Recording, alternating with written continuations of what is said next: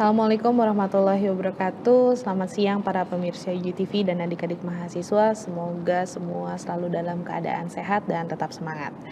Nah, para pemirsa UTV dan adik-adik mahasiswa yang sedang menyaksikan tayangan literasi, kali ini kita bertemu kembali dalam acara literasi untuk mata kuliah Tim Teaching Digital Citizenship. Nah, tanpa terasa ternyata sekarang sudah masuk minggu ke-8 perkuliahan untuk mata kuliah Tim Teaching Digital Citizenship. Jadi dari awal sudah banyak sekali yang dibahas berdasarkan ataupun mengacu pada 9 pilar terkait dengan Digital Citizenship. Nah, seperti biasa bersama saya dengan Indah Mulyani. Kali ini saya tidak sendiri di studio. Saya bersama dengan salah satu dosen pengampu untuk mata kuliah Tim Teaching Digital Citizenship, yaitu dengan Bapak Dr. Endika Perdana MM.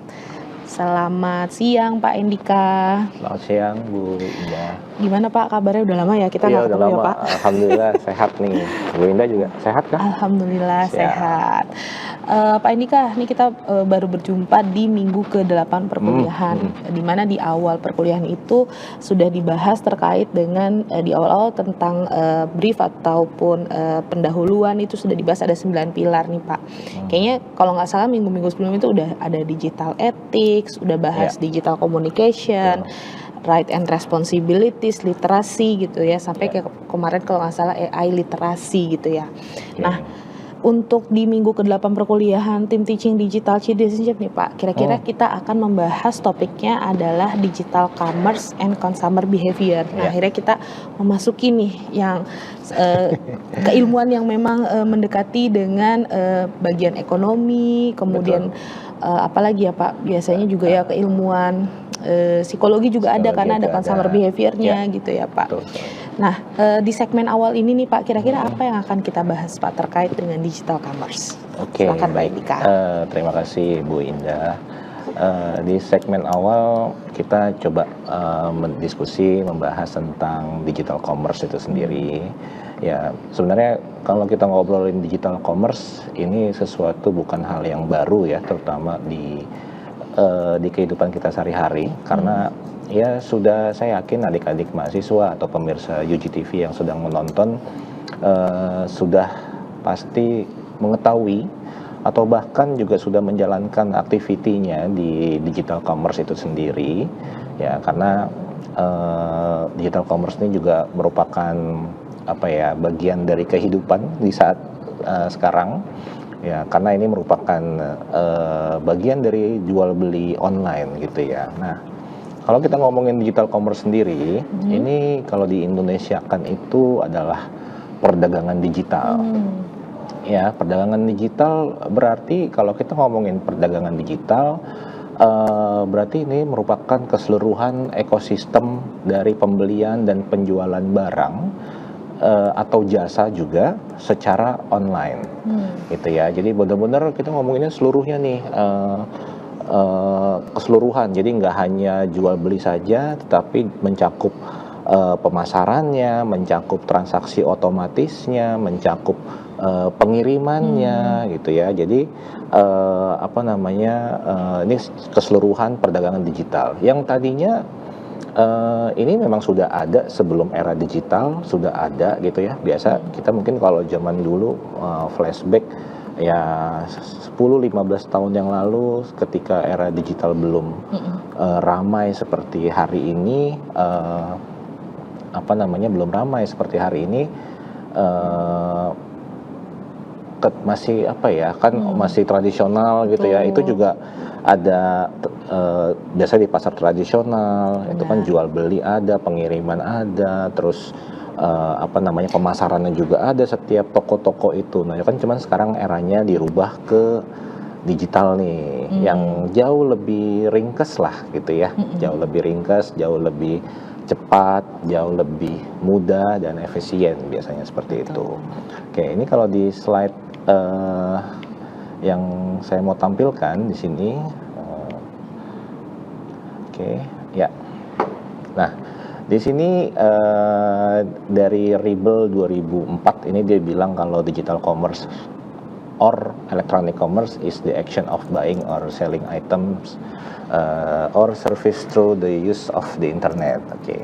Jadi ya benar, perdagangan digital sendiri pasti membutuhkan yang namanya internet. Era digital kita membutuhkan yang namanya internet.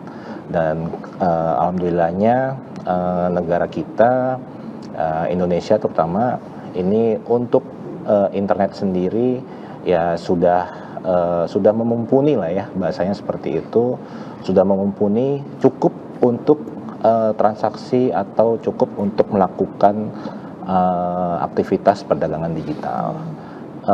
Dari mana saya bisa bilang cukup? Karena ya sekarang transaksi jual beli online atau jual beli virtual merchandise ataupun media subscription ini yang seperti tertera di slide, itu semua sudah bisa kita akses, yang sudah kita bisa akses sehari-hari gitu ya, yang kita bisa mengakses itu sehari-hari, di mana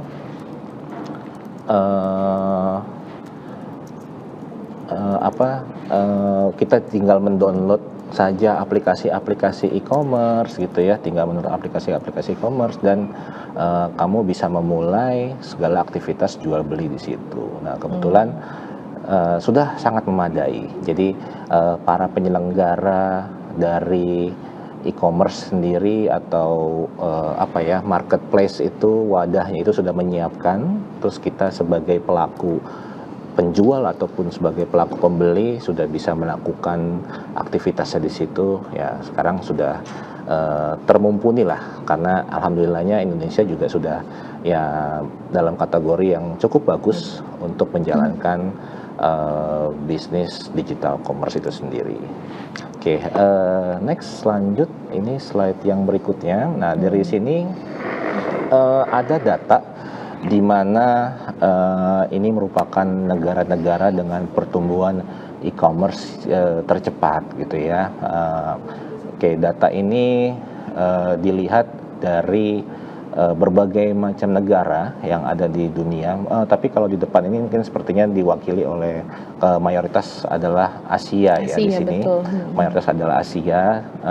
Terlihat di sini paling tinggi itu adalah pertumbuhan pengguna e-commerce itu Indonesia. Di sini dari tahun 2018 gitu ya, sampai hari ini saya yakin kalau di data di depan mungkin dari sampai tahun 2021, tapi kalau semakin berjalannya waktu sampai hari ini saya yakin ini juga masih akan terus bertumbuh penggunanya, karena memang perdagangan digital ini sangat membantu sekali untuk para pelaku usaha dan juga para konsumen yang sehari-harinya demi menjalankan bisnisnya. Apapun komoditinya, apapun hasil barang jualannya atau barang dagangannya, ya itu sangat membantu sekali dengan adanya perdagangan digital. Ini terbukti dengan data di sini, pertumbuhan e-commerce kita menjadi salah satu negara yang tumbuh sangat cepat. Nah, dan juga memang kelebihannya mungkin kita Indonesia juga dianugerahi kali ya dengan jumlah penduduk yang nomor 4 terbanyak kalau saya nggak salah ya, dengan terakhir data itu sekitar 287 juta jiwa terupdate-nya yang saya ingat di 2025. Ya itu merupakan salah satu anugerah yang memang kita dianugerahi banyak sekali sumber daya manusianya di situ. Oke, lanjut di slide berikutnya. Nah, ini ada beberapa penyebab-penyebab ataupun faktor-faktor lah ya, pasar e-commerce Indonesia itu tumbuh sangat agresif gitu ya, tumbuh sangat cepat, tumbuh sangat stagnan gitu ya, seperti itu. Karena kenapa? Karena masyarakat kelas menengah itu tumbuh sangat-sangat signifikan. Jadi ini berujung pada e-commerce kita juga jadinya bisa tumbuh sangat agresif. Mungkin kalau masyarakat kelas menengah atau masyarakat kelas bawah, kelas menengah, ini kan banyak sekali kita masyarakat ini kan banyak para pelaku usaha. Jadi apapun usahanya mereka coba berinovasi, coba sekreatif mungkin bagaimana caranya supaya barang yang mereka jual, terus barang yang mereka tampilkan di e-commerce itu, tampilkan di pasar itu supaya bisa cepat laku, ya makanya mereka menaruhnya di perdagangan digital. Tentu dengan menaruh di perdagangan digital, tentu kan ini membuka kemudahan bagi para konsumen-konsumen yang memang ingin mencari sesuatu barang yang sekiranya, apalagi kalau barang-barang tersebut jarang sekali ada di pasaran. Tapi dengan adanya perdagangan digital, terus ada e-commerce itu sendiri, jadinya mungkin jauh lebih mudah gitu ya. Terus penetrasi internet yang makin tinggi ya. Indonesia ya karena tadi kita banyak sekali SDM-nya, jadi kita tuh kan terbagi beberapa generasi nih kebetulan ya. Mungkin kalau anak-anak sekarang disebutnya generasi Z, terus di atasnya ada milenial, lalu ada boomers ya dan seterusnya. Jadi di beberapa generasi tersebut tentu pasti menggunakan internet itu sudah pasti untuk menjalankan kehidupan sehari-hari, serta tentu juga untuk menjalankan kebutuhan dirinya, yaitu kebutuhan pokok, sekunder ataupun kebutuhan primer, sekunder ataupun tersier, yang dimana kebutuhan tersebut bisa terpenuhi melalui perdagangan digital commerce itu sendiri. Jadi ya mungkin secara nggak langsung kita makin jago menggunakan internet karena sehari-hari kita menggunakan internet untuk komunikasi, untuk belajar, untuk browsing, ya nggak hal tersebut kita bisa lari langsung ke transaksi jual beli langsung mau nggak mau menggunakan internet. Jadi ya sudah terotomatis lah seperti itu. Terus kemudian, nah ini yang unik nih, yang bagus juga, makin majunya teknologi finansial. Jadi gara-gara e-commerce itu bisa tumbuh sangat agresif juga didukung oleh teknologi finansial yang ada di Indonesia. Jadi ketika mereka itu makin maju teknologinya, tentu mereka bisa bersinergi bersama dengan para pelaku penyedia platform marketplace atau e-commerce lain-lainnya. Jadi di sini mungkin teknologi finansialnya ya kita bisa bilang pelaku usaha di bidang finansial yang berbasis teknologi ya perbankan gitu ya. Perbankan itu sendiri seperti yang kita ketahui sekarang, kalau di 2026 sekarang ya para pemirsa sudah tahu lah ya, perbankan kita sudah ya sangat baik kinerja untuk pelayanan digitalnya ya, terutama ketika kita mau melakukan transaksi, ketika kita mau melakukan investasi, pembelian dan sebagainya, itu sudah cukup mudah hanya dengan menggunakan aplikasi. Nah, sementara itu mereka juga sudah terkonek ya, atau bersinergi dengan para e-commerce yang tersedia di Indonesia ini. Jadi makin mudah kita untuk berbelanja. Sebenarnya gitu bahasa sederhananya. Karena kalau ditarik 10 tahun yang lalu gitu ya, ketika kamu mulai belanja digital di online gitu ya, mungkin dengan fitur pembayarannya mungkin tidak selengkap di hari ini di 2026. Nah sekarang kalau kita cek di e-commerce kita, ketika masuk ke fitur pembayaran, itu banyak sekali opsinya.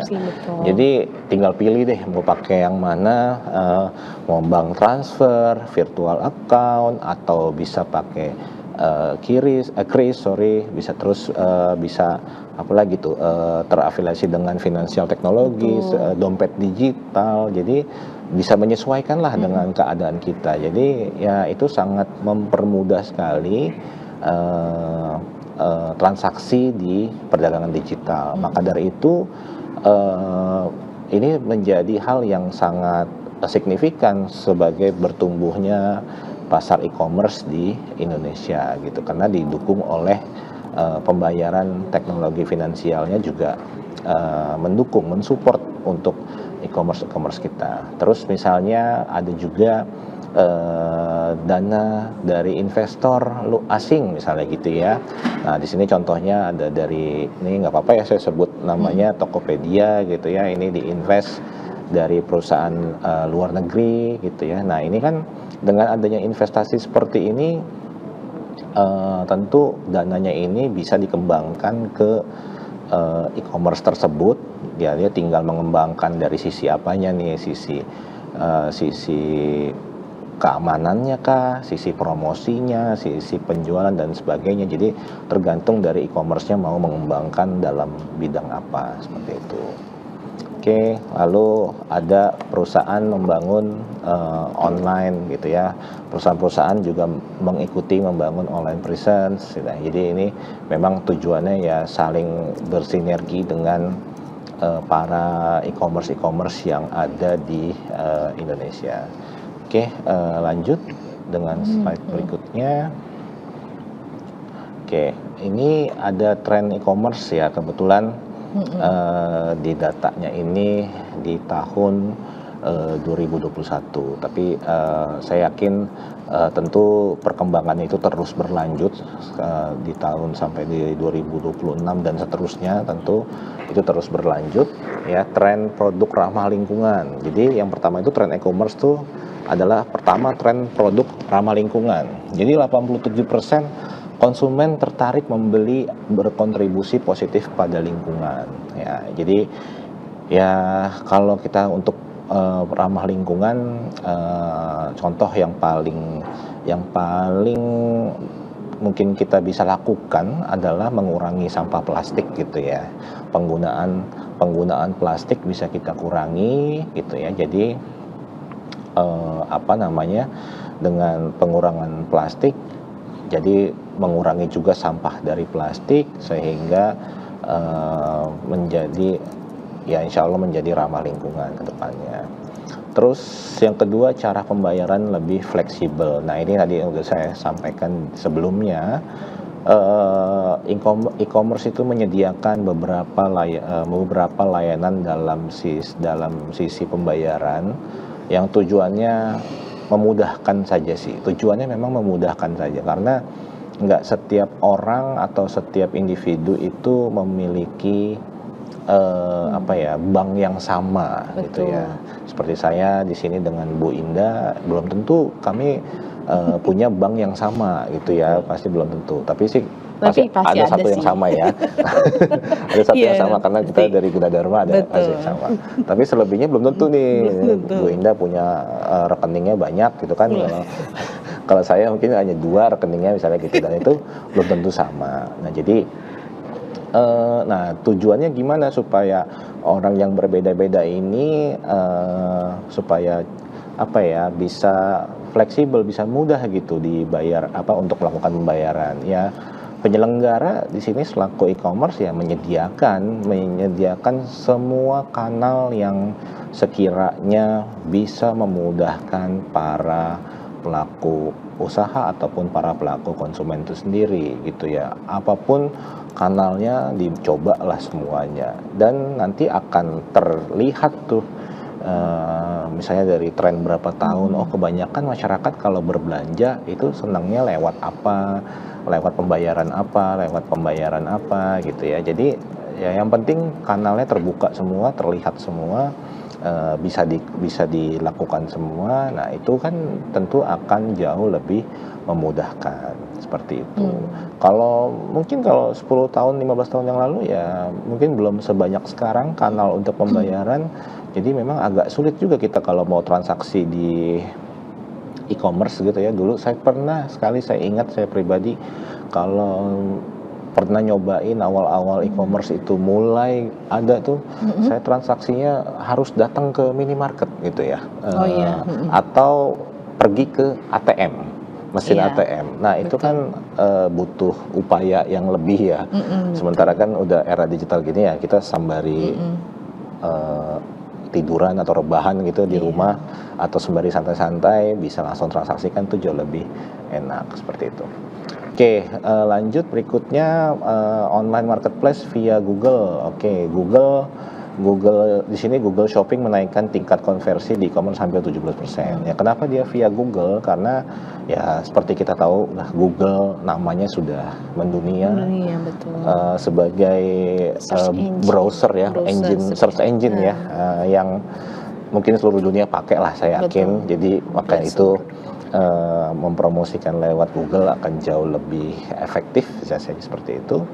Lalu berkembangnya layanan ekspedisi, nah ini juga sangat Iya, ngebantu sekali nih. benar. Layanan ekspedisi, paket-paket, pengiriman. Iya, sekarang banyak banget Sekarang ya, Pak. banyak banget. Jadi para pengusaha ekspedisi sekarang ya alhamdulillahnya apa ya, mereka makin ya terbuka lah rezekinya ya dengan adanya bisa online. membuka peluang kerja juga. Bisa membuka peluang kerja juga, lapangan pekerjaan bisa makin banyak gitu ya. Lalu ada populer produk ya, ada kesehatan, kecantikan, terus media sosial jadi tempat berbelanja ya. E-commerce Iya. juga terintegrasi ini dengan media Betul, sosial. sekarang Jadi sudah terintegrasi. ya memudahkan sekali karena misalnya kita ngelihat produk yang kita inginkan lewat media sosial langsung terkoneksi ke e-commerce, itu akan sangat cepat sekali untuk kita diarahkan, cepet-cepet deh kamu beli ini gitu kali ya. Mungkin konsepnya seperti itu, jangan pikir dua kali lah gitu.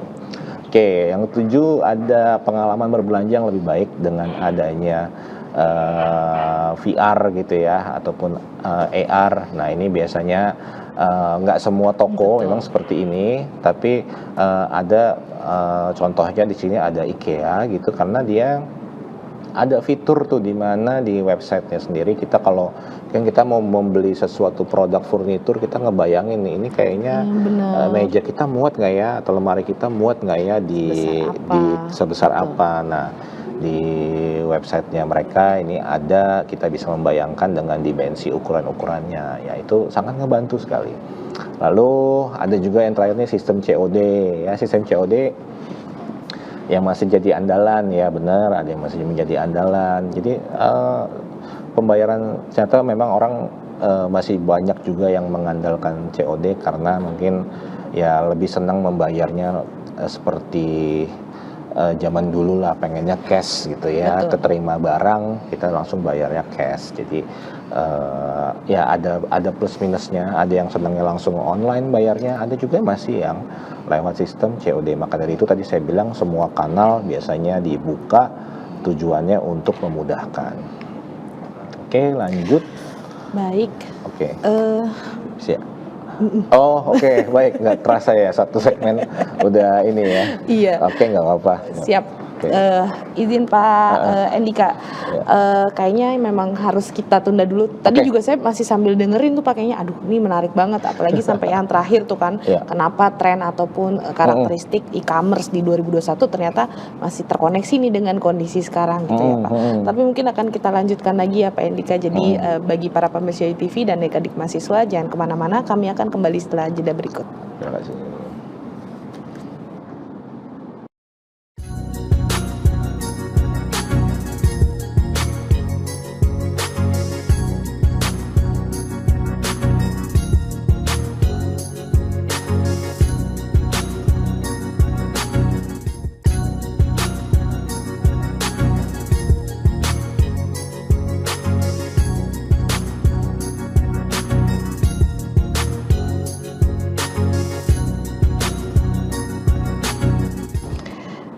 Baik pemirsa UTV dan Adik Mahasiswa, kembali lagi dalam acara literasi untuk mata kuliah Tim Teaching Digital Citizenship.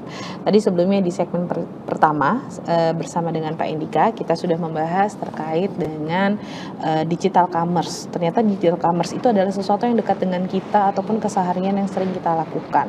Kalau secara terminologi sih istilah artinya tadi disampaikan adalah perdagangan digital, yang artinya ekosistem jual beli gitu ya. Kemudian juga sempat disampaikan terkait dengan tren e-commerce gitu ya. Nah, sebelum mungkin tadi sedikit membahas nih Pak tentang tren e-commerce, sebenarnya digital commerce sama e-commerce secara ruang lingkup pembahasannya itu sama atau mungkin dua hal yang berbeda nih Pak Indika antara digital commerce sama e-commerce. Oke, baik. Terima kasih Bu Indah. Ya, baik. Ini sebenarnya digital commerce sama e-commerce ini dua hal yang berbeda ya. Tapi sebenarnya kalau kita cari perbedaannya ya nggak begitu signifikan lah, gitu ya. Karena kan memang intinya dari kedua ini adalah perdagangan gitu ya dalam dunia digital, intinya seperti itu. Tapi kalau yang digital commerce sendiri, tadi sebelumnya saya di segmen 1 saya sudah sampaikan kalau perdagangan digital ini kita ngomonginnya secara skala besarnya nih, jadi banyak sekali yang terlibat dalam perdagangan digital itu. Jadi kalau misalnya perdagangan digital itu prosesnya juga kita masukkan ke dalam perdagangan digital ya, mencakup orangnya, teknologinya, data-datanya, terus ada ya kan kalau di perdagangan digital tuh ada gambar gitu ya, itu kan data ya, ada harga, ada transaksi, review dan sebagainya, itu kan semua data itu ya. Terus perdagangan digital ini juga menangani banyak aspek bisnis modern gitu ya, termasuk manajemen data, terus manajemen kontennya, terus pengalaman pengguna, apalagi ya customer review lagi ya. Kalau kita ngelihat di mana, di sebuah e-commerce gitu, di sebuah aplikasi yang kita pakai, kadang kan kita kalau ngecek barang salah satunya adalah dengan ngecek review ya. Karena pengen lihat langsung apa sih komentar-komentar dari orang-orang yang sudah membeli ini barang. Nah, itu satu keseluruhan bagian dari digital commerce ya. Jadi sementara kalau e-commerce gitu ya, ini kan electronic commerce ya, atau perdagangan elektronik. Kalau tadi perdagangan digital gitu ya. Kalau elektronik ya sebenarnya mengacu pada aspek fungsional juga, penjualan produk secara daring ya, seperti manajemen rantai pasokan, mendirikan toko di situs websitenya ataupun di situs e-commerce-nya gitu ya, terus memproses transaksinya dan juga penagihan pembayaran serta pengiriman kita. Jadi memang kalau kita cari perbedaan yang signifikannya sih, kalau menurut saya pribadi ya, pemirsa ataupun adik-adik mahasiswa ini nggak usah pusingin lah terkait dengan ini, nggak usah pusingin. Cuman karena kalau secara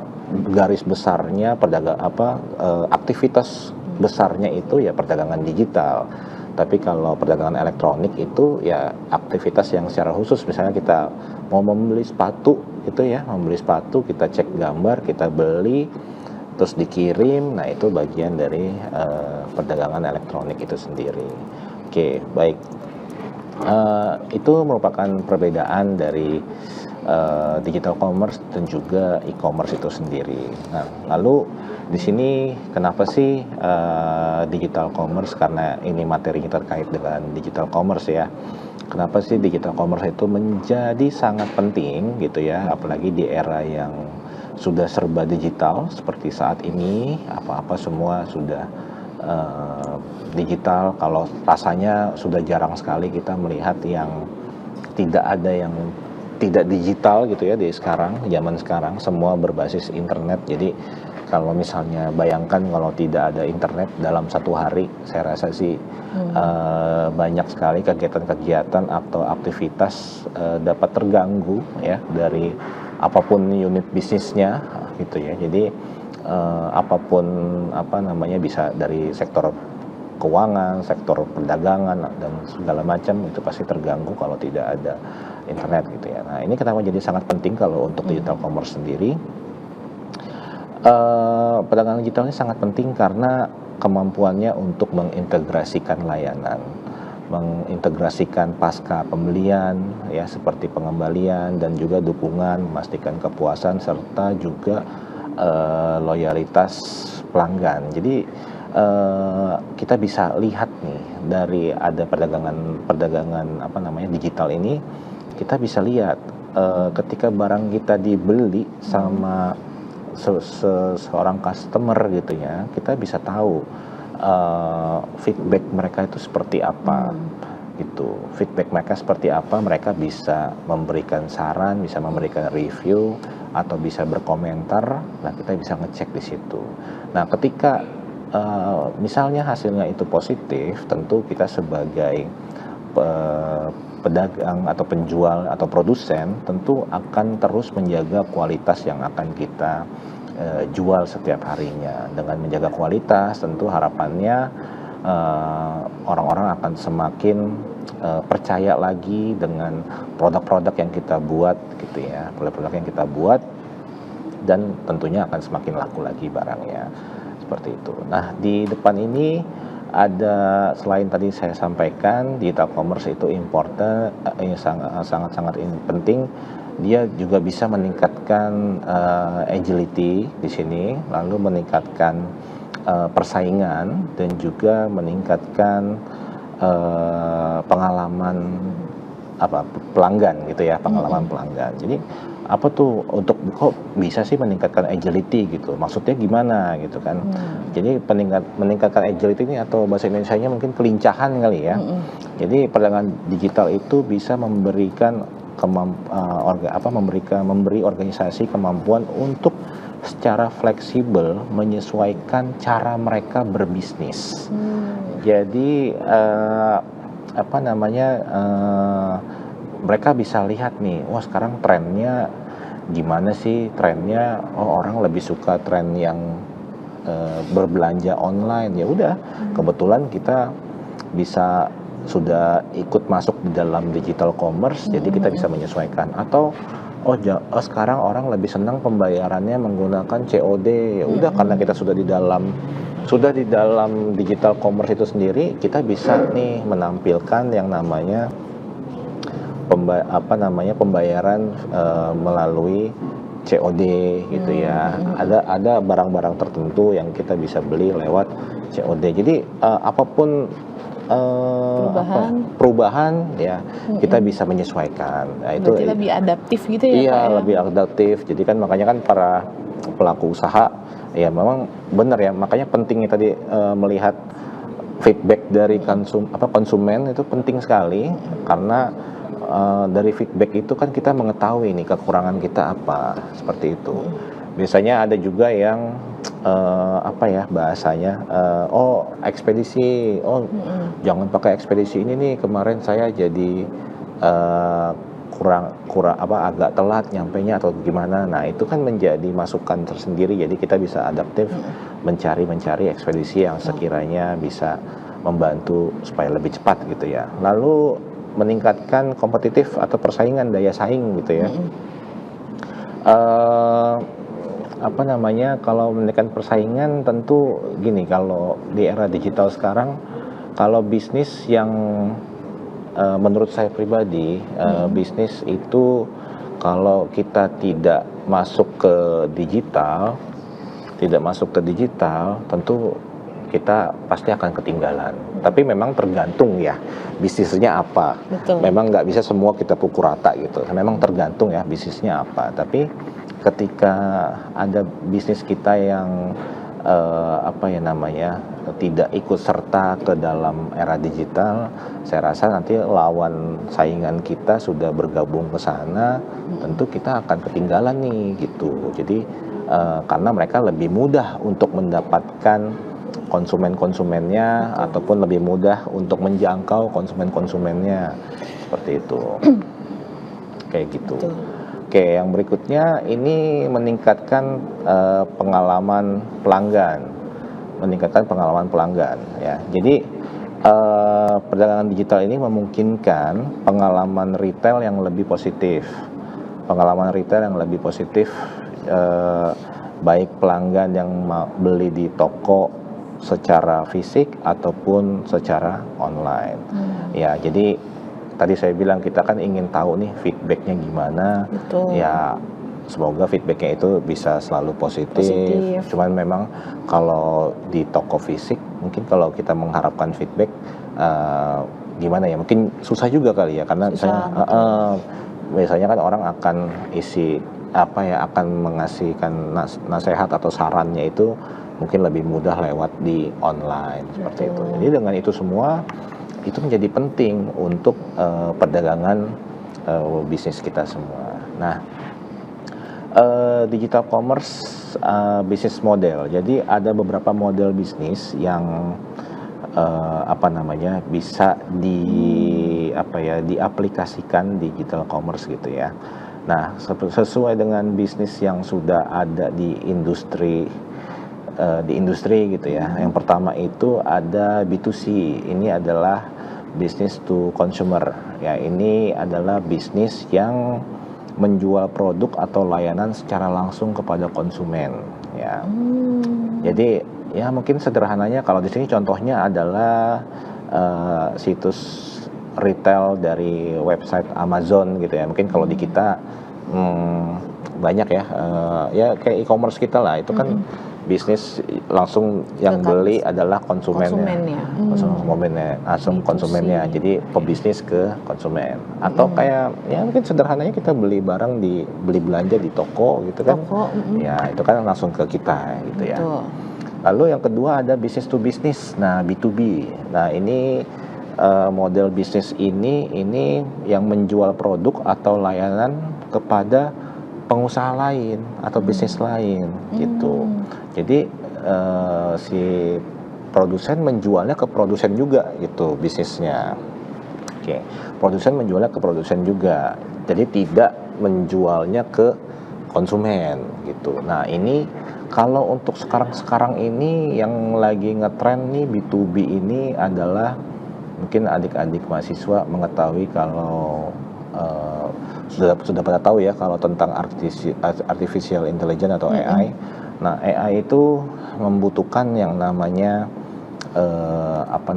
perangkat elektronik yang bernama butuh memori, butuh RAM gitu ya di komputer itu dia.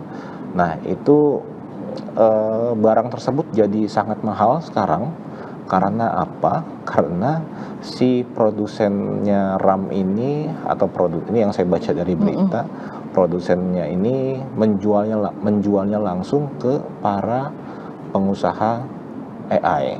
Jadi bukan langsung ke si kita pengguna AI gitu. Misalnya kan kalau kita mau bikin komputer atau kita bikin komputer nih, kan kita ada salah satu perangkat yang namanya RAM itu kan. Nah, sekarang yang RAM itu kan diproduksinya sama perusahaan sendiri ya. Nah, ini mereka langsung ngejualnya ke perusahaan AI, bukan menjual ke kita-kita yang untuk bikin komputer, untuk dimasukin ke laptop. Nah, makanya harga RAM itu sekarang lagi naik karena banyak sekali perusahaan AI, apalagi sekarang sudah eranya AI ya.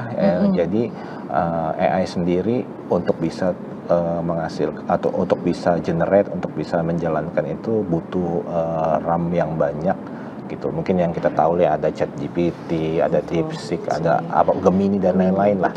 Banyak sekali. Jadi itu model bisnisnya seperti itu. Lalu ada C2C, ini model bisnis konsumen ke konsumen ya. Ini platform daring memungkinkan konsumen untuk membeli produk dari konsumen lain. Contohnya adalah eBay. Sebenarnya di kita pun juga bisa sih di e-commerce kita. Misalnya saya jual barang saya bekas gitu ya. Misalnya saya jual laptop saya nih, karena saya bingung harus jual kemana.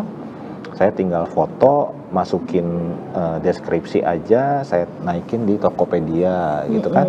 Nanti harapannya ada orang yang ngebeli lewat Tokopedia tersebut. Harapannya bisa membeli laptop saya ini seperti itu. Itu kan situ-situ, cuma memang dimediasi oleh yang namanya platform digital commerce ya itu tadi ya. Terus ada yang keempat itu ada konsumen to business atau C2B. Ini adalah bisnis model yang menyediakan layanan atau menjual sesuatu kepada si produsen. Ya, contohnya ini adalah Google AdSense gitu ya. Jadi periklanan gitu semua masuk ke jaringan situs websitenya si pebisnis ini itu sendiri. Jadi termasuk ya kayak template kalau kita bikin template gitu ya Pak. Terus betul kita sekali. Ya. berbayar kan template itu. Nah ya itu betul sekali. Misalnya kita apa ya di CapCut gitu ya, Canva kita kalau kreatif, kalau anak-anak kreatif tuh suka bikin-bikin yang bagus template, gitu nanti kita publish di Canva. Di platformnya di Canva ataupun di TikTok ada nggak ya? Saya nggak main TikTok soalnya. CapCut kali ya. Nah itu ketika sudah masuk seperti itu nanti akan dijadikan template ke standar ke orang-orang yang ingin memakainya. Nah itu kita nanti dibayar tuh sama platform itu. Cuman memang kita nggak tahu ya bayarannya berapa. Karena saya nggak sekreatif itu bikin model-model seperti itu. Jadi ya kurang lebih itu sih perbandingannya gitu ya. Kalau yang berikutnya ini terkait dengan karena sekarang eranya sudah trennya AI ya. Jadi kalau udah AI seperti ini kira-kira bisa nggak sih AI itu bisa bukan kontribusi ya bahasanya, bisa bersinergi lah dengan digital commerce itu sendiri. Ya tentu sangat bisa ya sekarang AI apa bisa deh. Saya juga bingung, hebat banget ya, keren banget benar. Penemu AI sekarang luar biasa sih, saya bilang itu saya nggak ngerti dia bisa sejenius itu, hebat bisa seperti itu. Nah ini apa aja yang bisa dibantu oleh AI dalam digital commerce? Yang pertama itu analisis prediktif gitu ya. AI ini maksudnya gimana? Jadi AI-nya itu dapat memperkirakan permintaan produk dengan menganalisis pola pembelian kita di sebelumnya. Ya jadi kalau misalnya kita masuk ke e-commerce gitu tiba-tiba udah nongol aja tuh yang sesuatu yang aku pengen. Iya, mungkin nanti ada hubungannya dengan ada hubungannya dengan behavior ya seperti itu. Itu ya udah kita ngomongin algoritma dan sebagainya, barang-barang yang kita sering lihat tiba-tiba muncul di platform yang kita gunakan gitu ya. Lalu ada chatbots. Ini adalah agen layanan pelanggan otomatis yang dapat menangani pertanyaan rutin. Jadi ini misalnya kalau toko di e-commerce gitu kan pasti kita suka tanya tuh Kak atau Gan atau apa ya bahasanya Pak Bu gitu, ready atau tidak barangnya. Biasanya akan ada jawaban yang otomatis. Nah itu biasanya menggunakan chatbots ya. Chatbots bukan bagian dari AI itu sendiri.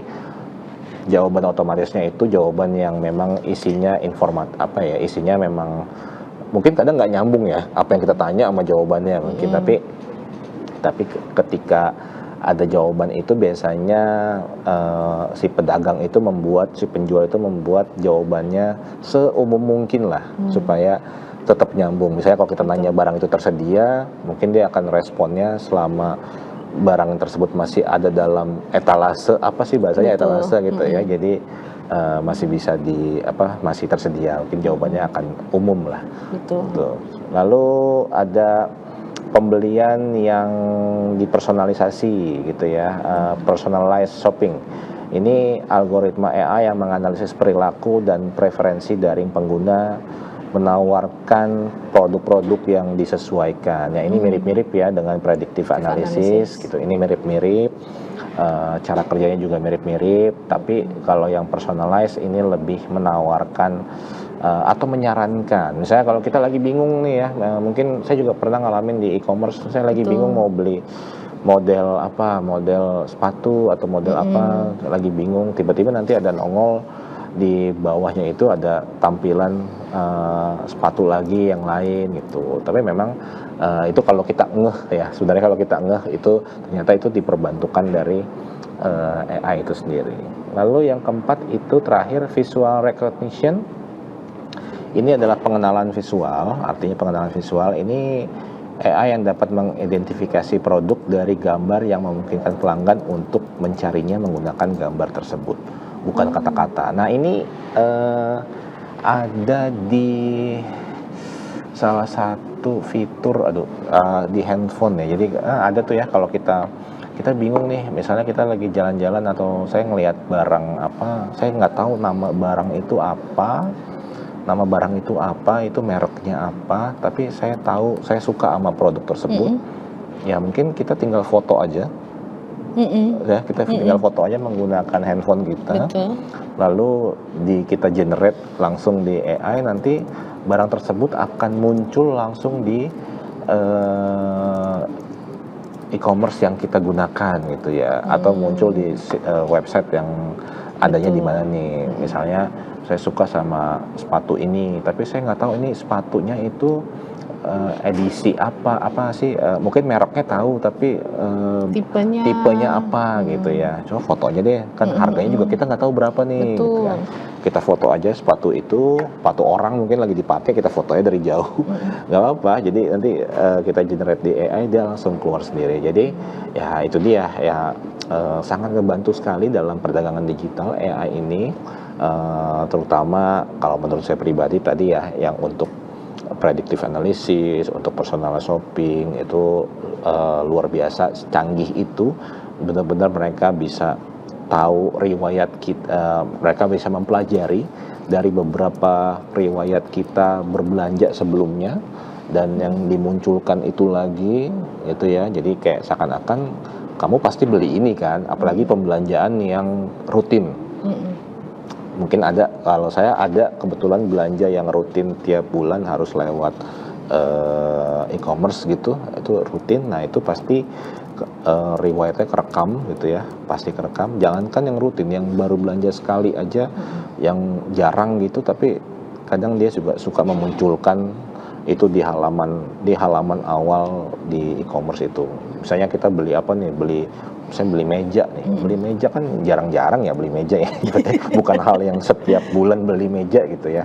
Tapi ya gitu, walaupun itu udah jarang, udah lama banget misalnya saya nggak beli meja, tapi ya kadang mereka masih suka memunculkan kalau saya dulu pernah beli meja, mungkin ingin lagi sekarang beli meja, seperti itu. Ya itu sih yang menurut saya luar biasa, sangat terbantu sekali digital commerce itu dengan AI. Jadi kalau yang dari ini semua, kesimpulannya tentang digital commerce itu atau perdagangan digital itu ya, jika dilakukan dengan benar itu dapat membantu atau membangun pengalaman digital yang bagus gitu ya, dengan menciptakan platform dan solusi untuk berbagai masalah konsumen gitu ya. Oke, jadi seiring berjalannya waktu, industri perdagangan digital itu harus terus beradaptasi dan turut ikut serta ataupun turut berkontribusi. Jadi oleh karena itu, menganalisis tren sebelumnya itu, mengikuti tren terkini dan memprediksi tren berikutnya itu menjadi hal yang sangat penting di perdagangan digital ini, supaya mereka terus bisa dapat berkembang, bertahan, dan menjadi relevan di kemudian hari. Seperti itu sih Bu Indah yang dapat saya bisa sampaikan. Baik, terima kasih Pak Andika sebelumnya.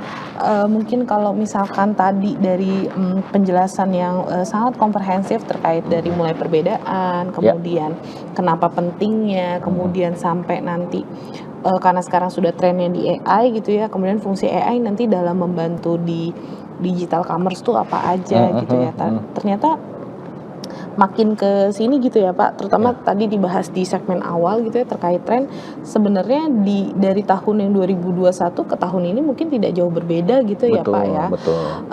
Serta secara pentingnya digital commerce di tahun ini pun juga masih tidak jauh berbeda, karena memang makin ke sini kan makin memudahkan gitu ya, apalagi dengan bantuan AI, kemudian terkoneksi dengan banyak, tadi ada dompet digital dan lain sebagainya ya, itu sangat memudahkan sekali. Tapi yang pasti bahwa mungkin yang sering kita dengar itu seperti platform-platform jual beli online itu sebenarnya adalah ruang lingkup dari e-commerce gitu ya Pak. Jadi proses jual beli online. Tapi kalau digital commerce itu kita membahas lebih dari itu. Tadi makanya dibahas terkait user experience, bahkan sampai dengan post purchasing gitu ya, pengalamannya, terus evaluasinya gimana. Karena nanti kedepannya akan menentukan bagaimana pemasaran ataupun marketingnya gitu ya Pak, dan yang lain sebagainya. Ini jadi semakin menarik ya Pak.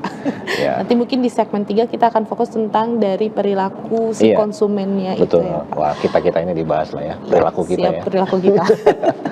Betul sekali. Baik, para pemirsa TV dan yang mahasiswa jangan kemana-mana karena kami akan kembali setelah jeda berikut.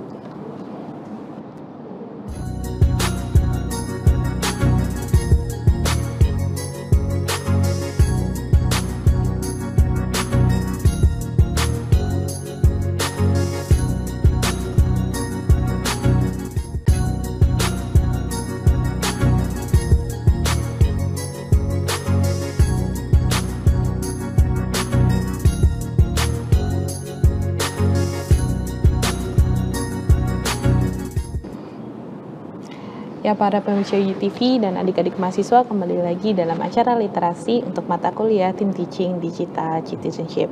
Tadi di segmen awal dan juga di segmen kedua sudah dibahas terkait dengan digital commerce, kemudian tujuannya apa, kenapa penting digital commerce, kemudian yang sering kali kita temui itu ada e-commerce gitu ya Pak. Ini kemudian bedanya apa dengan e-commerce sampai dengan fungsi AI dalam digital commerce itu kedepannya seperti apa sih, atau bagaimana AI bisa berkontribusi ataupun selaras gitu ya dengan perkembangan digital commerce gitu, yang sebenarnya tanpa kita sadari sehari-hari itu menjadi apa ya, keseharian yang memang kayaknya ternyata kayak gini tuh ternyata bahas digital commerce ya gitu. Ternyata kalau saya check out gitu ya, itu udah masuk perilaku e-commerce ya dan yang sebagainya. Gitu. Nah mungkin saya izin Pak Indika sedikit menambahkan terkait dari sisi perilaku konsumennya nih gitu ya. Kalau tadi sudah dibahas dari sisi commerce ataupun dari sisi ekosistem dari bidang perdagangan digitalnya secara umum dan juga khusus gitu ya. Mungkin kalau di kali ini di segmen ketiga ini kita spesifik terkait dengan customer behavior gitu. Jadi pada dasarnya memang perilaku konsumen itu adalah bagaimana kemudian individu membuat keputusan dalam membeli barang ataupun jasa gitu ya. Karena memang yang dijual di dalam e-commerce gitu ya itu biasanya entah produk ataupun jasa. Nah perilaku tadi juga sudah disampaikan bahwa perilaku konsumen itu tidak hanya tindakan membeli, tapi seluruh proses dari mulai munculnya keinginan untuk membeli ataupun bahkan kebutuhan yang memang dirasakan harus membeli satu barang gitu ya, pencarian informasi hingga evaluasi setelah pembelian. Tadi ada review, komen, kasih bintang berapa dan lain sebagainya. Nah, dalam konteks terkait dengan perilaku konsumen gitu ya, bagaimana keputusan kita individu selaku konsumen untuk melakukan pembelian itu ternyata dipengaruhi oleh berbagai faktor.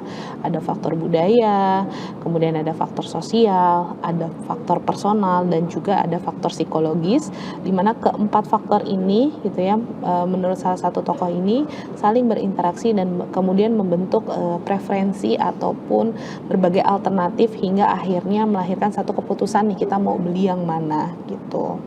Nah, kalau misalkan keuntungannya kita mempelajari perilaku konsumen adalah kita bisa memprediksi sebenarnya. Tadi kan juga sudah disampaikan bahwa ada keselarasan AI dengan digital commerce di mana bisa memberikan suggestion ataupun saran terkait personal preference dan yang lain sebagainya. Nah, itu sebenarnya bisa dipelajari karena adanya perilaku konsumen gitu berupa keputusan dalam melakukan pembelian. Nah, mungkin kita sedikit bahas terkait beberapa faktor gitu ya yang memang mempengaruhi individu untuk melakukan pembelian gitu. Nah, pada faktor budaya ini dibagi menjadi kemudian 3 jenis. Ada pengaruh dari budaya itu sendiri, kemudian subbudaya dan juga kelas sosial. Nah, kalau kita bahas terkait budaya ini adalah satu kebiasaan ataupun nilai-nilai ataupun norma-norma atau aturan yang memang dipelajari sejak kecil melalui keluarga dan juga lingkungan sosialnya. Yang kemudian nilai-nilai ini akan membentuk cara individu dalam memandang sesuatu produk ataupun layanan. Nah, faktor budaya ini merupakan faktor yang paling mendasar yang kemudian mempengaruhi perilaku konsumen. Gitu. Kemudian selain budaya utama itu ada juga sub budaya atau subculture, yaitu adalah kelompok budaya skupnya yang lebih kecil, misalkan seperti kebiasaan di sekelompok individu di wilayah geografis tertentu gitu misalkan, atau dalam komunitas tertentu atau dalam suku-suku tertentu. Nah, subculture ini kemudian memberikan pengaruh yang lebih spesifik terhadap preferensi konsumen gitu. Misalkan kelompok masyarakat di budaya tertentu itu mungkin punya preferensi terhadap jenis makanan, pakaian atau produk tertentu sesuai dengan nilai-nilai yang ada dalam sub budaya mereka. Nah, kemudian faktor berikutnya yang tidak kalah penting adalah faktor kelas sosial, di mana kelas sosial ini menunjukkan posisi seseorang dalam struktur masyarakat. Nah, yang biasanya dipengaruhi oleh tingkat pendapatan, tingkat pendidikan, dan juga jenis pekerjaan. Nah, kelas sosial ini akan menentukan biasanya gaya hidup, kemudian pola konsumsi, hingga brand yang akan dipilih untuk dijadikan perbandingan ataupun alternatif dalam beberapa preferensi sebelum dilakukan pembelian. Nah, biasanya kelas sosial itu ada yang tinggi, tadi ya masyarakat menengah ke atas, masyarakat menengah, dan juga masyarakat menengah ke bawah misalkan. Nah, dari kelas-kelas sosial itu kemudian juga akan terdapat perbedaan dari masing-masing kelas sosial tersebut terkait dengan preferensi pemilihannya. Misalkan kalau misalkan mereka yang berada di kelas sosial menengah ke atas biasanya cenderung untuk memilih produk-produk yang memang premium gitu. Sementara kalau menengah ke bawah gitu biasanya lebih mempertimbangkan terkait dengan harga dan fungsi dari produk itu sendiri gitu. Nah, dari ketiga faktor dalam budaya ini gitu ya, itu akan biasanya membentuk ataupun mempengaruhi keputusan pembelian. Nah, kalau misalkan contoh aplikatifnya atau contoh yang sering kita temui, misalkan kalau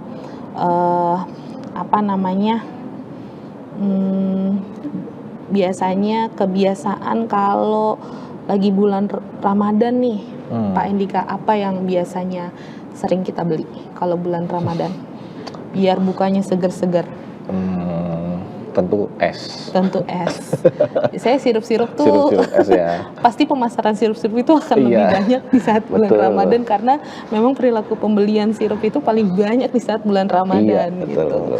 Contohnya seperti itu, karena memang sudah kebiasaan dari kebiasaan masyarakat di Indonesia kalau misalkan bulan Ramadan tuh pasti kita bukanya tuh yang seger-seger dan dingin-dingin gitu. Betul. Tuh. Nah, kemudian faktor keduanya nih selain faktor budaya, ya, jadi ketiga faktor ini tuh saling berinteraksi. Nah, kalau misalkan faktor berikutnya terkait dengan sosial faktor, ini adalah lingkungan sosial. Jadi skupnya lebih kecil lagi dari budaya gitu, di mana lingkungan sosial ini menyangkut kelompok referensi, ya, kelompok yang memang dilihat sebagai referensi pembelian, kemudian keluarga, serta peran dan status di mana posisi seorang dalam satu masyarakat gitu ya. Nah, dalam sosial faktor ini gitu ya, salah satunya ada reference group, yaitu kelompok yang menjadi acuan individu dalam bersikap ataupun berperilaku. Nah, biasanya bisa berupa teman sebaya, atau bahkan kalau sekarang tuh lagi lebih happeningnya adalah influencer-influencer yang ada di media sosial. Nah, itu kelompok referensi banget tuh, biasanya sangat mempengaruhi individu dalam melakukan keputusan pembelian. Selain itu ada juga keluarga. Nah, ini faktor sosial yang sangat kuat karena memang sejak kecil individu belajar pola konsumsi dari keluarga, termasuk kebiasaan dalam membeli dan juga pilihan-pilihan ataupun preferensi produk. Bahkan dalam banyak kasus, terkadang keputusan pembelian masih dipengaruhi oleh anggota keluarga, terutama untuk produk tertentu seperti makanan, pendidikan, atau kebutuhan rumah tangga gitu. Karena biasanya dari kecil pakainya ini nih gitu, jadi sampai gede itu ke bawah, misalkan seperti itu. Kemudian faktor berikutnya adalah role and status. Ini terkait dengan peran dan posisi individu di dalam masyarakat.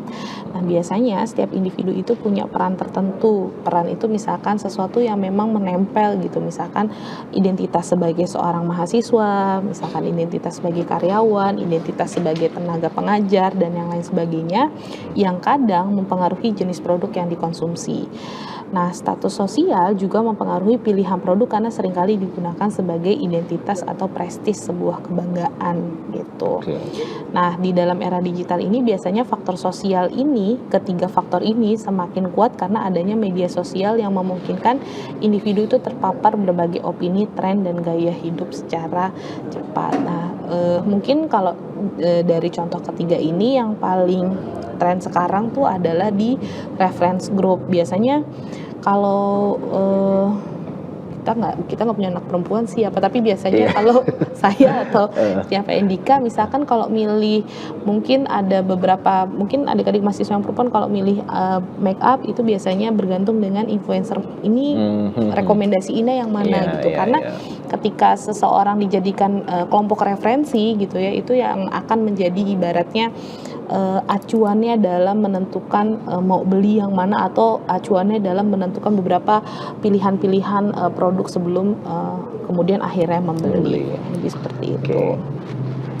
Nah, kemudian juga kalau dari status dan peran atau identitas yang menempel, mungkin kalau misalkan kayak alat tulis, kemudian gadget dan lain sebagainya, itu biasanya melekat, memang menempel pada mereka yang menjadi seorang mahasiswa gitu. Mereka pasti tetap butuh alat tulis gitu ya, meskipun sudah ada laptop, ataupun kalau kebanyakan kalau sekarang saya lihat bahkan mahasiswa tuh lebih keren dari zaman saya. Kalau zaman saya pakai binder gitu kan ya Pak Indika. Kalau sekarang tuh sudah pakai tab, terus pakai pen, mereka mencatat gitu ya. Mungkin itu juga menjadi salah satu produk yang preferensi produk yang kemudian dipertimbangkan untuk dibeli gitu dengan status sebagai seorang mahasiswa.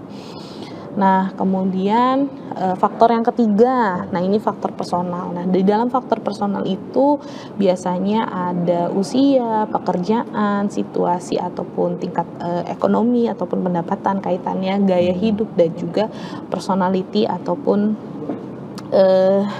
karakteristik individu gitu ya, kalau di psikologi bilangnya kepribadian gitu.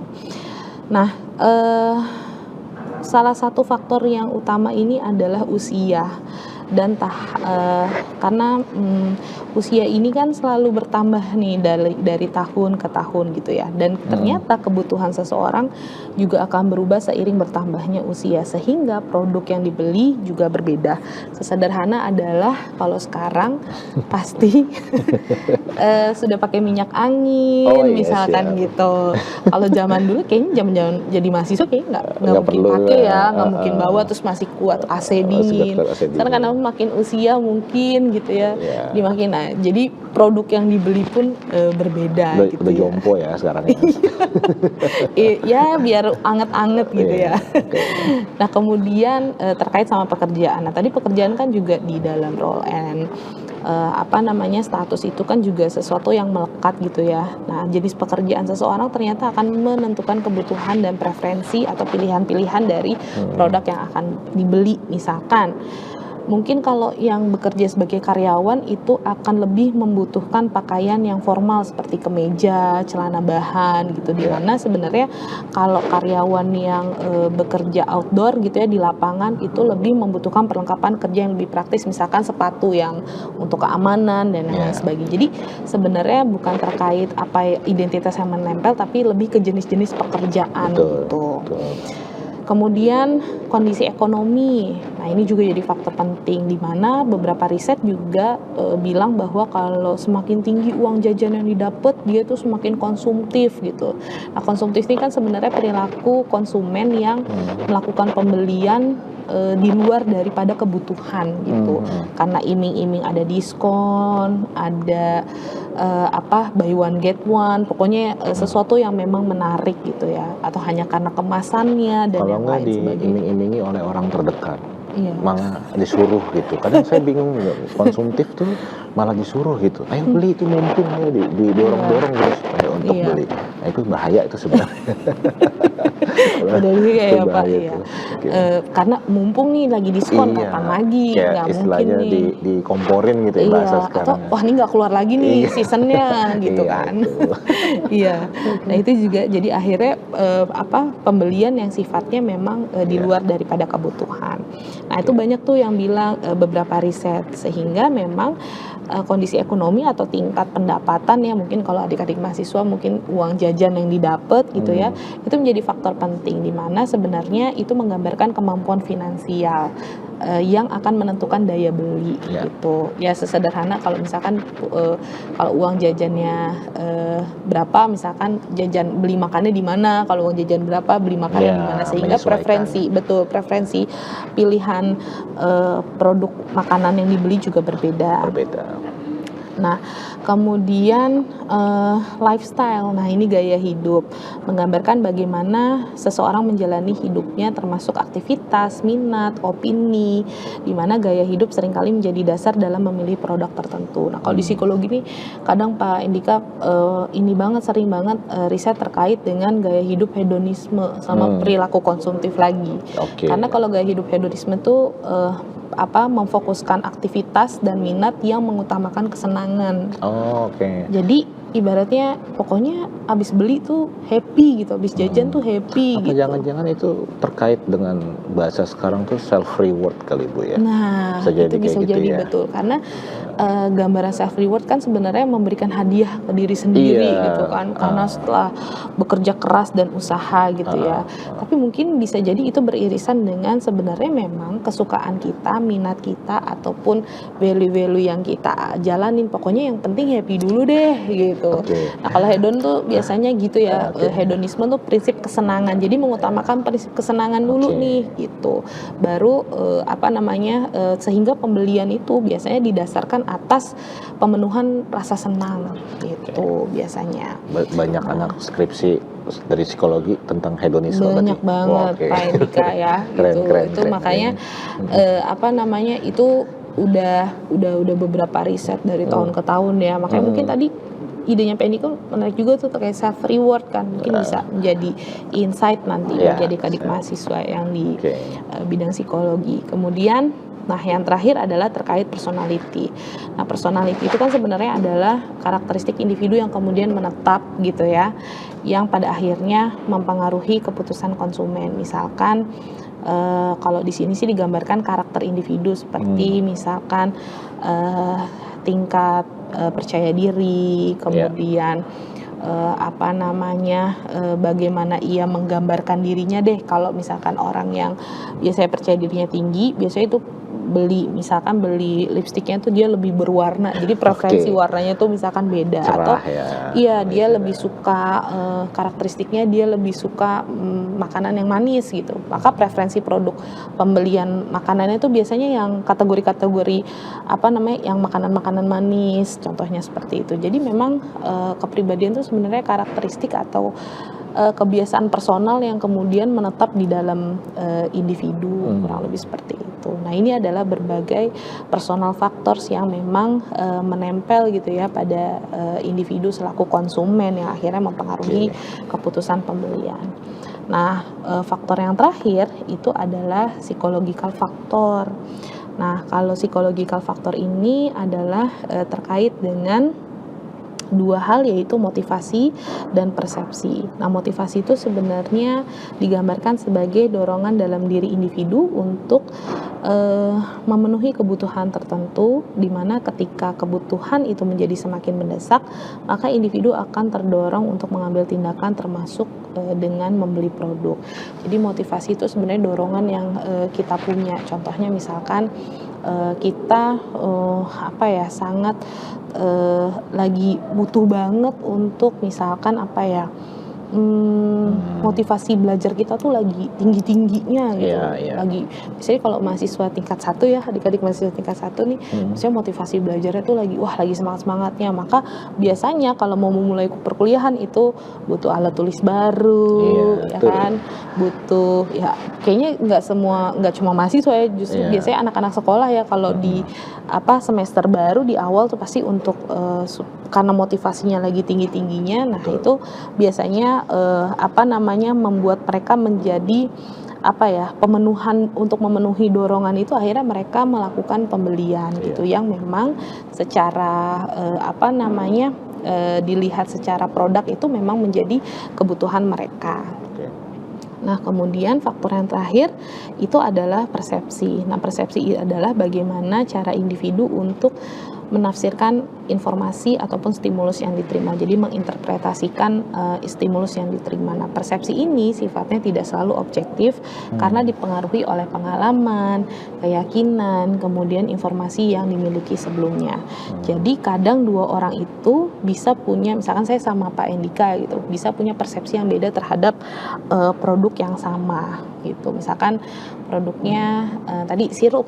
Kalau Pak Endika misalkan saya nggak suka nih sirup yang brandnya ini, saya lebih suka brand yang ini karena saya rasanya kalau yang ini kurang enak.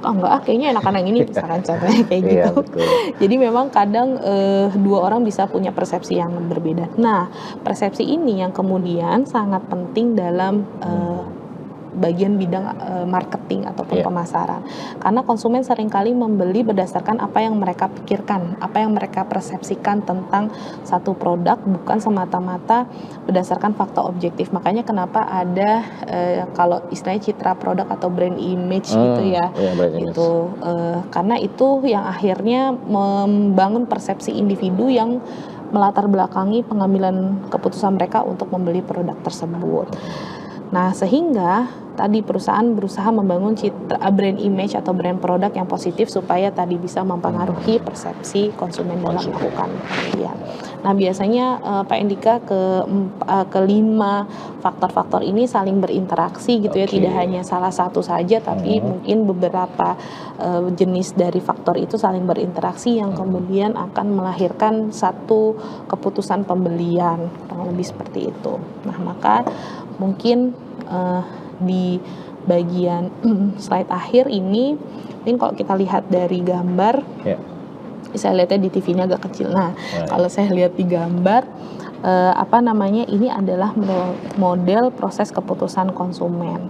Jadi model proses pengambilan konsumen ini dimulai dari proses pengenalan kebutuhan atau need recognition, di mana konsumen menyadari adanya masalah atau kebutuhan yang harus dipenuhi. Kayaknya ada sesuatu yang harus dipenuhi, arti bisa dalam bentuk misalkan saya lagi butuh merasa lapar nih, lagi butuh makan misalkan gitu. Berarti kita bisa mengidentifikasi kebutuhan yang harus dipenuhi. Selanjutnya, konsumen akan melakukan pencarian informasi baik melalui pengalaman pribadi sebelumnya, rekomendasi orang lain maupun sumber online seperti review ataupun media sosial. Kemudian pada tahapan berikutnya itu ada evaluasi alternatif. Jadi dari berbagai alternatif yang ada, pilihan-pilihan yang ada, konsumen membandingkan berdasarkan kriteria tertentu, misalkan kayak kualitasnya, dari harganya, dari brandnya, dari fitur-fitur yang dimiliki, yang diperoleh dari tadi rekomendasi ataupun pengalaman pribadi sebelumnya. Nah, setelah itu konsumen akan melakukan keputusan pembelian atau purchase decision. Namun prosesnya tidak berhenti di sini karena ternyata seperti yang disampaikan ada post purchase behavior yang merupakan tadi bagian dari digital commerce, yaitu evaluasi setelah melakukan pembelian. Jadi kalau kita merasa puas gitu ya, nah kemungkinan besar kita akan repurchase lagi, melakukan beli lagi gitu, sehingga ada loyalty gitu ya, loyalty atau kesetiaan pelanggan gitu atau konsumen. Nah, kalau nggak nggak puas akan muncul keluhan atau akan berpindah ke merek lain.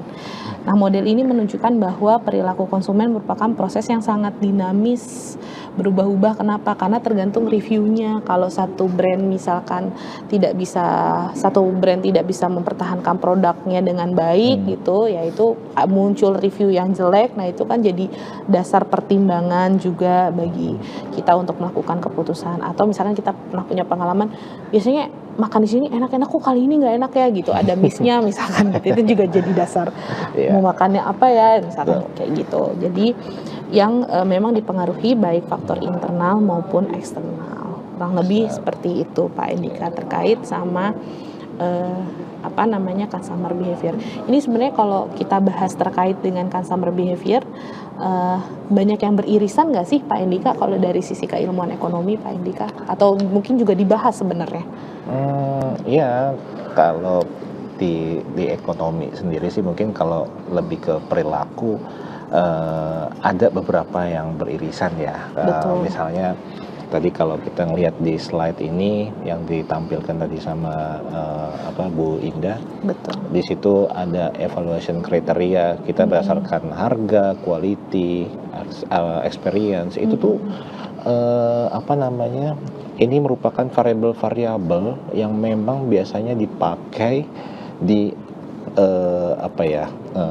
di orang ekonomi gitu ya, dan juga mahasiswa juga nih nanti kalau misalnya skripsi gitu ya, mereka ini adalah variabel-variabel yang akan dipakai gitu ya untuk sebuah penelitian.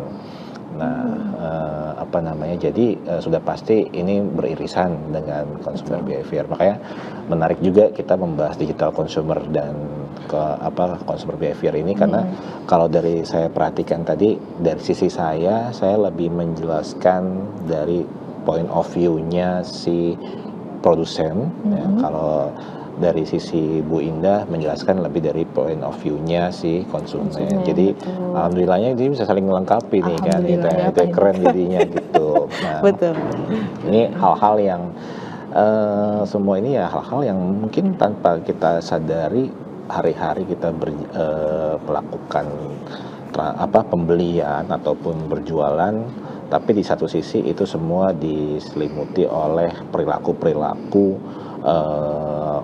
psikologi yang memang tanpa kita sadari itu, ternyata ini ya, ternyata kayak gitu ya. Contoh tadi kayak misalnya kalau belanja, saya lupa sebutannya, kalau yang tiba-tiba kita membeli barang konsumtif gitu ya, konsumtif. Pembelian yang tanpa kita rencanakan, tanpa kita inginkan, bahkan tiba-tiba itu muncul akibat dorongan-dorongan mungkin orang sekitar. Ini biasanya saya sendiri sering terjadi di diri saya, akibat dorongan orang sekitar, ataupun mungkin tiba-tiba ada promo yang tidak bisa kita lewatkan. Kapan lagi kan? Lebih baik beli daripada menyesal. Lebih baik apa tuh bahasanya? Lebih baik menyesal tapi beli daripada menyesal tidak beli. Ya, kurang lebih seperti itu. Jadi itulah yang kadang ya kita tanpa sadari kita melakukan itu semua di industri perekonomian kita, dan didukung atau diselimuti oleh perilaku behavior kita di sisi psikologinya. Lebih sih seperti itu. Terima kasih Pak Endika atas tambahannya, dan tanpa terasa kita sudah di penghujung acara, sudah di akhir segmen ketiga, di akhir segmen terakhir. Baik, bagi para pemirsa UTV dan adik-adik mahasiswa, terima kasih sudah menyaksikan tayangan literasi Tim Teaching Digital Citizenship. Sampai jumpa kembali. Saya Indah Mulyani dan juga saya Endika Perdana. Mohon pamit undur diri. Wassalamualaikum warahmatullahi wabarakatuh.